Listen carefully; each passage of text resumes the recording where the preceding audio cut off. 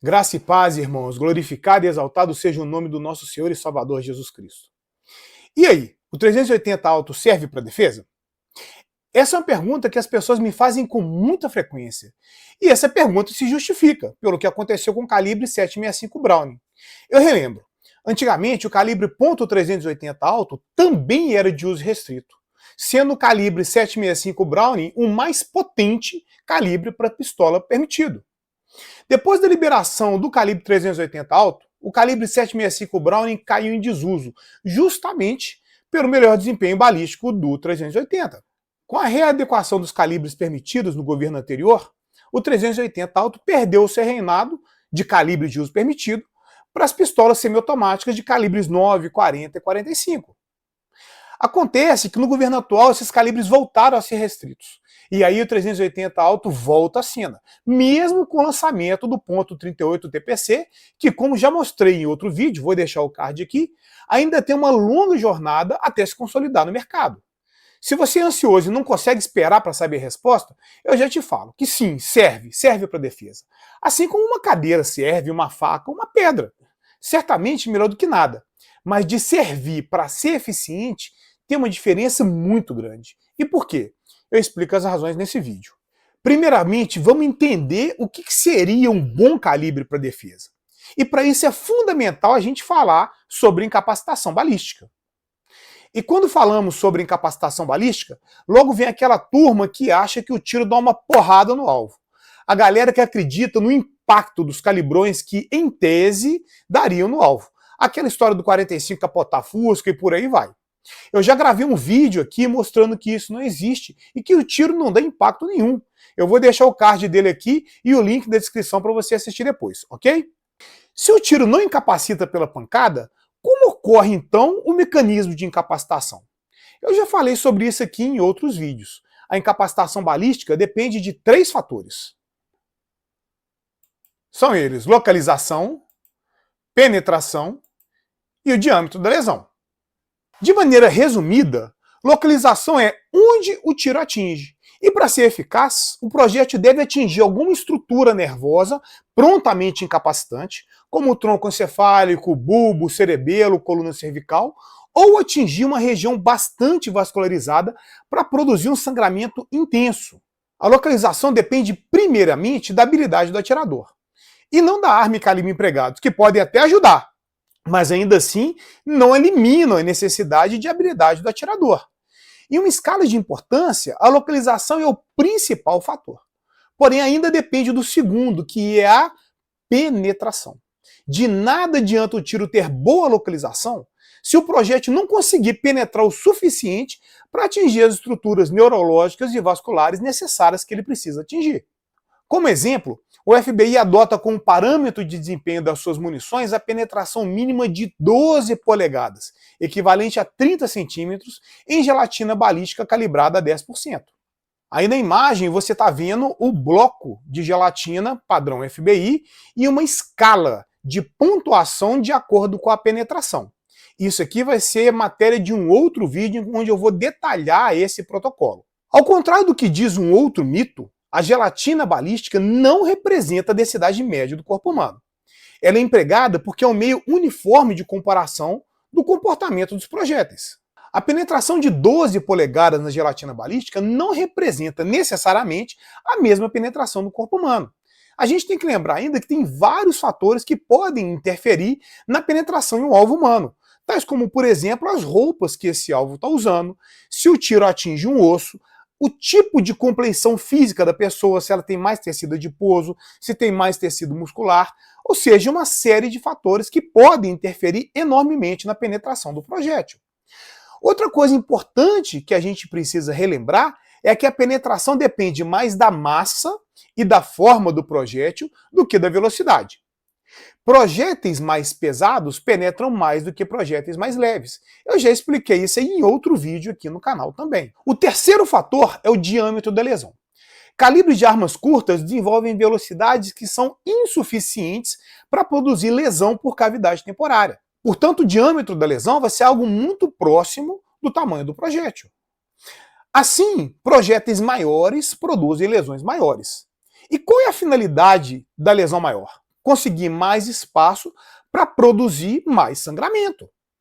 E esse maior sangramento pode também ser alcançado não necessariamente com lesões maiores, e sim com mais lesões. Quanto mais tiros atingem o alvo com boa localização e boa penetração, maior vai ser o sangramento. E, consequentemente, mais rápida vai acontecer a incapacitação. É como você está vendo na imagem. Quanto mais furos no balde, mais rápido o balde vai esvaziar. E como o 380 alto se encaixa nessas premissas? Bom, em relação ao primeiro fator, localização, se a gente for considerar apenas um tiro, o que a gente faz com o 380 alto, a gente pode fazer com uma arma similar em calibre 9, 40 ou 45, um tiro apenas. A questão é que muito raramente a coisa vai se resolver com um único tiro, independentemente do calibre, sendo necessários vários tiros para acertar o alvo com boa localização. Aí o calibre .380 alto mostra uma vantagem sobre os calibres maiores, justamente por causa do menor recuo. Mas nem tudo são flores. O segundo fator, penetração, é o grande ponto negativo do calibre .380 alto. Se considerarmos só os projéteis ogivais atingindo apenas os tecidos moles, beleza, a penetração dos 380 é bastante satisfatória. A coisa complica quando temos impactos intermediários, porque o 380 alto, que já não tem muita velocidade, acaba perdendo mais ainda para vencer a resistência dos alvos intermediários, reduzindo ainda mais a sua penetração no alvo. Eu falo isso aí considerando as munições ogivais. Se formos falar das munições expansivas, aí é que a coisa fica ruim mesmo. Nesse caso, nós temos dois cenários. Ou o projétil expande e tem uma redução absurda na sua penetração, que já não é tão grande, ou o projétil não expande e penetra bem como uma munição ogival. Não que isso seja ruim, mas querendo ou não, você pagou por uma munição expansiva. E a sua expectativa é que ela expanda. E por que muitas vezes essa expansão não acontece? Porque a expansão depende da velocidade, que é muito baixa no calibre .380 alto. Também já falei sobre isso em outro vídeo do canal. Olha só essa tabela com as informações das opções que temos no calibre .380 alto no mercado nacional. Analisando a tabela, é possível perceber que não há grandes variações de peso de projétil para o calibre .370 alto. Mesmo nas variações com maior pressão, mais P, os projéteis mais pesados são os de 95 grains. Não há também grandes variações de velocidade, muito devido à pequena variação de massa dos projéteis. E se compararmos com outros calibres, como o .38 SPL com até 158 grains, com o 9mm Luger com até 147 grains, .40 Smith Wesson com até 180 grains ou .45 ACP com até 230 grains de massa de projétil, todos considerando munições ogivais da CBC, percebemos que de longe ele é o mais leve. E esse fator, associado também à menor velocidade, faz com que o calibre .380 alto seja a opção com menor momento linear e menor peso do projétil entre os calibres de defesa. Como consequência, é o que tem também menor penetração. Na configuração ogival, como eu já falei antes, os projéteis 380 alto até conseguem atingir uma excelente penetração na gelatina balística, o que não acontece com a configuração expansiva. Já nos outros calibres mencionados, mesmo na configuração expansiva, a penetração mínima de 12 polegadas é alcançada com a grande maioria das opções. Já no corpo humano, o calibre 380 apresenta um desempenho consideravelmente inferior aos demais, ainda mais quando o projétil atinge algum osso um pouco mais espesso, como um húmero, por exemplo. Considerando o terceiro fator, diâmetro da lesão, o 380 alto pode até possuir o mesmo diâmetro de um projétil 9mm Luger ou .38 SPL, o que faz com que o diâmetro da lesão seja praticamente o mesmo durante a fase estável do trajeto. Eu também já mostrei isso aqui em um vídeo aqui do canal. Mas nem tudo está perdido. O 380 apresenta uma vantagem sobre os demais. É o calibre, como eu já disse antes, que tem um menor recuo e, consequentemente, permite maior cadência de tiros. Relembrando, mais tiros têm o mesmo efeito de lesões maiores. Mesmo assim, o recuo menor não justifica abrir mão do desempenho balístico dos calibres mencionados. Até porque o calibre 9mm Luger também apresenta um recuo pequeno, além de um desempenho sensivelmente superior ao calibre 380 alto por causa da maior massa do projétil. Considerando todos os fatores apresentados, é possível perceber que, apesar das desvantagens, comparativamente aos demais calibres, o 380 Auto ainda assim pode ser usado para defesa. Não é nem de longe a melhor opção, mas se for a única disponível no momento, melhor ele do que nada, né? Além disso, em casos específicos, como por exemplo, pessoas com mãos pequenas e que não conseguem administrar o recuo de armas maiores, o 380 Auto é uma boa opção.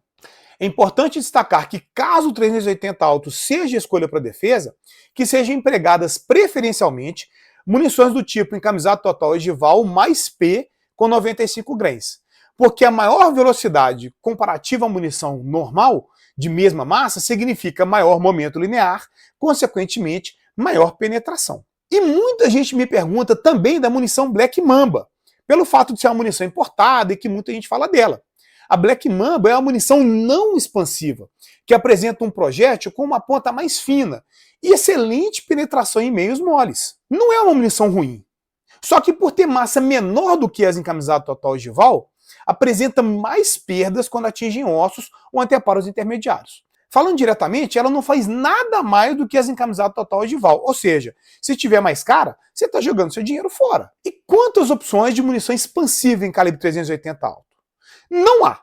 Não tem opção de munição expansiva no calibre .380 alto que tenha um desempenho balístico satisfatório. Fuja delas. Se a munição ogival já deixa a penetração a desejar, dependendo das circunstâncias, imagina uma expansiva. E ainda tem um problema da munição expandir efetivamente. Como a velocidade do 380 alto não é muito grande, é muito comum que a munição não expanda. Com isso, você vai pagar mais caro por uma munição que vai ter exatamente o mesmo comportamento balístico de uma munição ogival, ou até pior. Aliás, falando em munições expansivas, eu gravei um vídeo explicando 7 coisas que você precisa saber sobre elas. Eu vou deixar ele aqui para você assistir.